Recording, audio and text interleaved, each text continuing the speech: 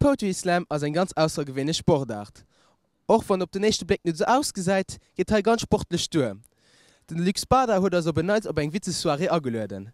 Carol hat sich das ein bisschen mehr angeguckt. Zu Schulzeiten bekamen wir in Mathe mal folgende Aufgabe gestellt. Und egal ob in Stein, auf Papier und Pergament, man las auf jedem Kontinent. Du bist schwach, weil dein Glaube an Bedeutung ist, eine Lüge entstanden aus Angst. Was genau ist Poetry Slam? Poetry Slam ist ein Konkurs mit Literatur, das heißt, Texte, die Poeten selber geschrieben haben. Und da treten sie gerne an.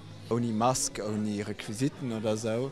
Und das Publikum entscheidet, welchen Text ist besser, welchen nicht. Bei der Kompetition sind 2 Gruppen zu je 3 Poeten gegen den abgetreten. Die Entscheidung ist getroffen, entsprechend dem Applaus, den das Publikum verdeelt wird.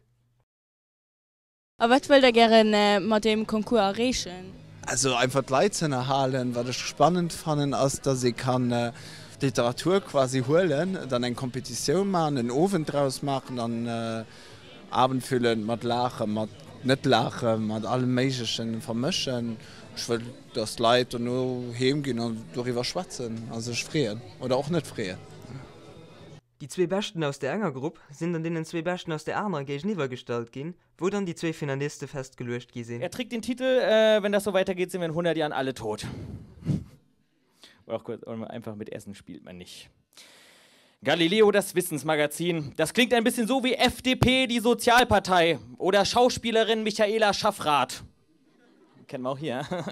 Demokratische Republik Kongo. Ja, warum nicht gleich Hitler ein Menschenrechtler? Was soll denn der Quatsch? Galileo, das ist kein Wissensmagazin.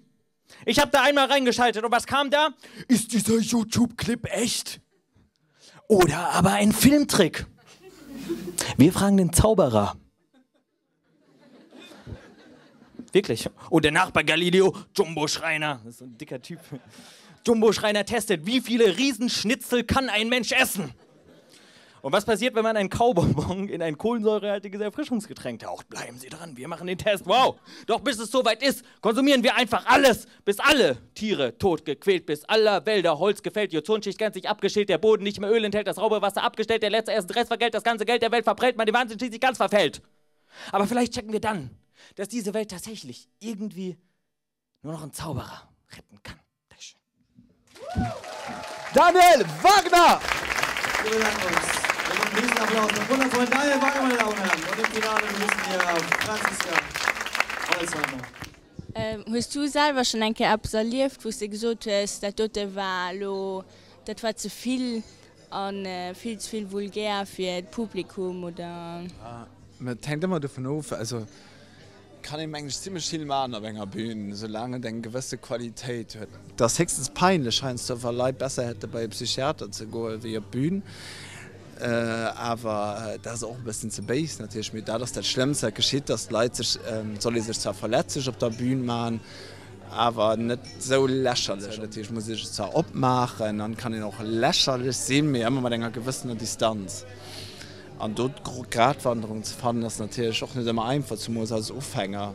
Ich fand am wichtigsten, dass er mal geht und dann seinen eigenen Stil findet, seine eigene Stimme findet. Wenn ich nicht viel mehr brauche, für dich mal Geduld. Natürlich, den ersten Auftritt ist selten die besten. Eigentlich kann ich sich zu Lützeburg schon auswenden und Kulturhaus nicht anwenden. Die leben alles immer weiter. Natürlich info@khn.lu oder Luxbader auf meine Homepage gehen und dann eine E-Mail schicken. Dann so ein du kannst auftreten, du gehst Workshoppen oder was auch immer. An der Finale war dann Franziska Holzheimer gegen Julian Heun. Bei einem Mann aus Harare, der schnarcht. Und der Mann neben ihr aus Harare heißt Tongai oder Adewale und Wahis. Leuchtet daneben die Frau Margarete. Dein Haar stinkt nach Kraut, Margarete. Leg die Gewänder ab, was willst du damit? Eine Eiche unter Zypressen, Couscous und Fleischwurstaufschnitt. Deine Haut ist verbrannt, Margarete. Das ist zu heiß hier, da hältst du nicht mit. Eine Dogge unter Gazellen, Weitsprung und Preußen-Gleichschritt. Keine Maasai, Margarete.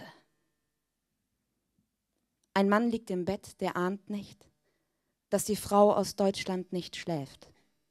Wie ein Wunderbeluga im Morgengrau. Glimmen blass ihre Schenkel und blau schimmert ein Liniennetz durch pergamentene Haut. Das sind Läufe von Flüssen aus Deutschland. Mutter küsste die Elbe auf ihrer Stirn. Sieh, mein Kind, das da ist das Licht der Welt. Und das da ist dein Land, deine Nation, dein Makel, dein Geburtsfehler, dein erster Komplex, noch bevor du dein Bindegewebe wirst nachdenken können. Deutschland, Deutschland, unsere Bürde, unser einig Deutschkomplex, dein Haar. Stinkt nach Kraut, Margarete. Dir geht alles etwas nah. Oder auf den Sack. Du kamst entweder nicht klar oder hast verkackt. Deine Freundin liegt im Bett, splitterfasernackt, bereit für einen Ritt zu dritt, nur du bist nicht gefragt.